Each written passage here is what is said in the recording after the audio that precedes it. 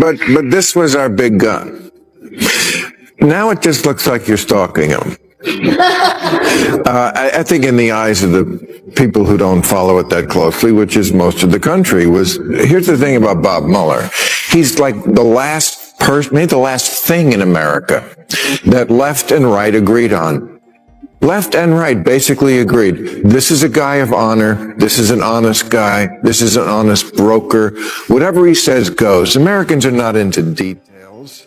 Don't read it to me, Bob. Just give me a thumbs up, a thumbs down. The fact that he was like,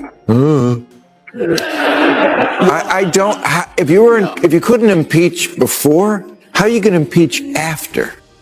Or should you? Well, were you?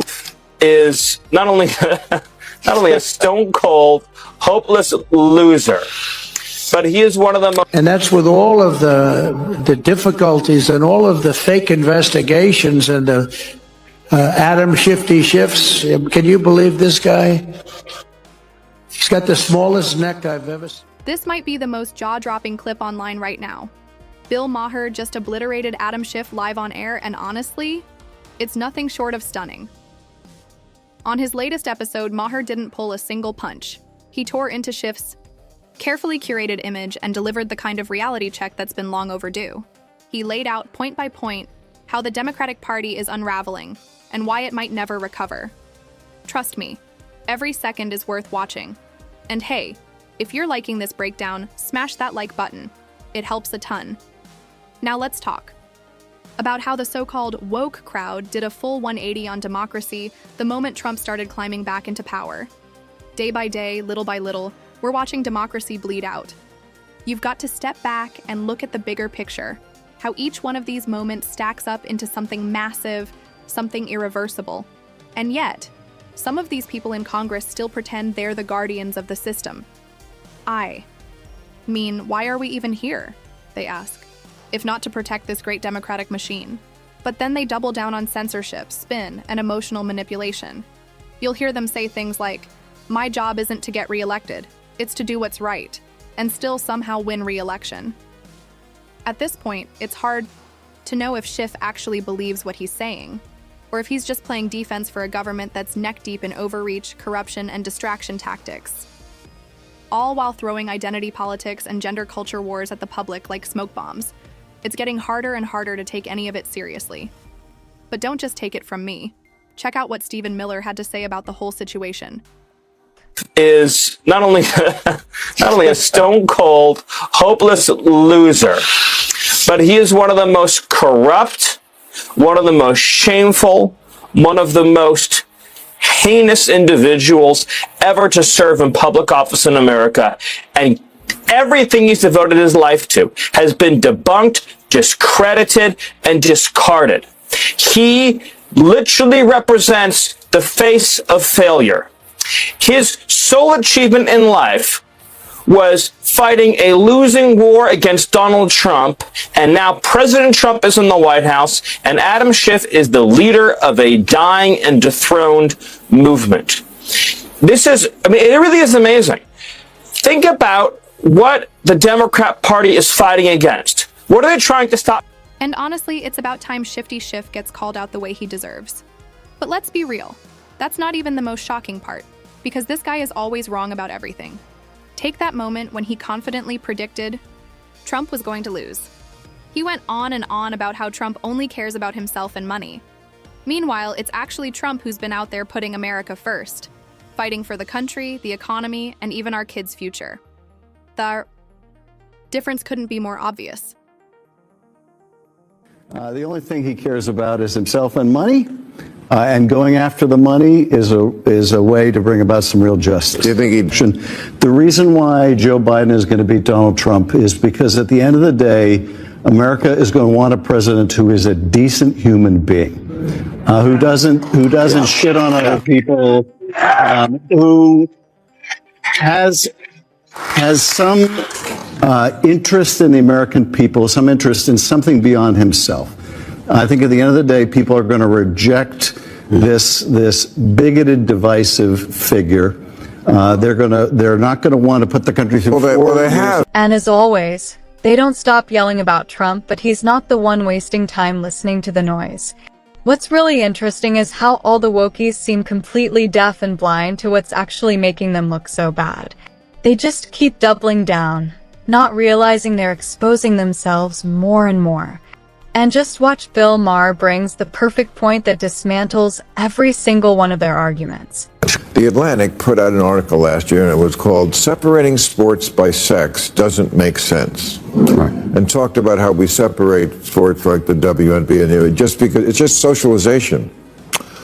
This is insane. I agree. Okay.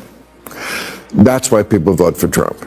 Because there's stuff like that on the left that people just go, I know Trump's horrible. What's wild is that the Democrats didn't just ignore the warning signs. They doubled down on the exact same moves that got them wrecked in the first place. And now, they're boxed in. Meanwhile, Trump's over here looking like the only one with a clear message and a sense of direction. And what makes it all even funnier is how confident they were just a short while ago, talking like the next election was already in the bag. But now, one of their own basically came out and admitted the harsh truth. It's the kind of brutal self-own they never saw coming, and it says everything about where things are headed. Here's the thing. You can like Joe Biden and still admit that Capitol Hill is a mess. It's been broken for years. And when people start comparing Trump to the current Democratic lineup, it's not even close. You ever watch Trump debate? The guy might not say a whole lot of substance, but he owns the stage. He goes up there, throws out a few one-liners, and somehow that's enough to rattle the entire field.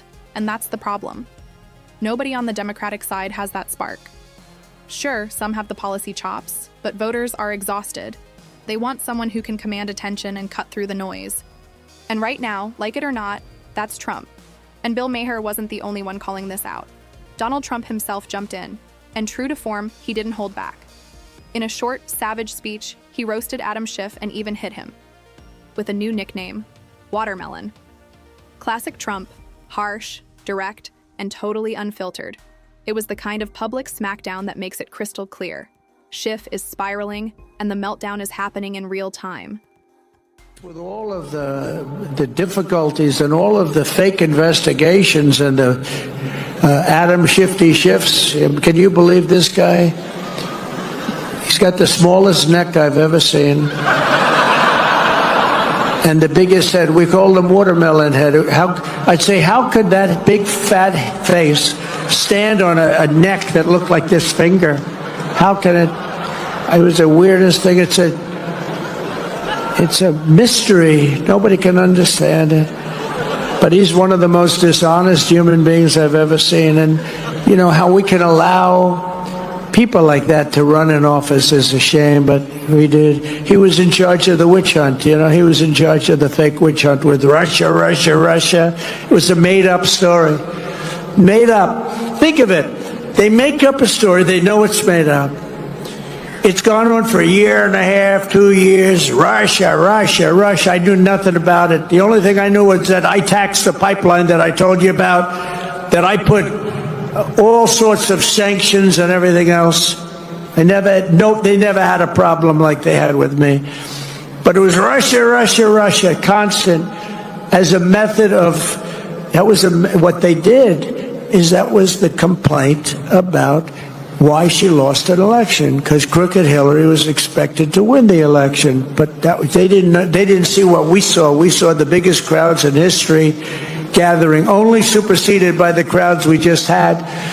But here's a guy that goes out and he goes to an intelligence hearing or whatever you might call it, and it's supposed to be secret. He'd walk out, he'd either make a call off the record, just crooked Adam Schiff, Shifty Schiff.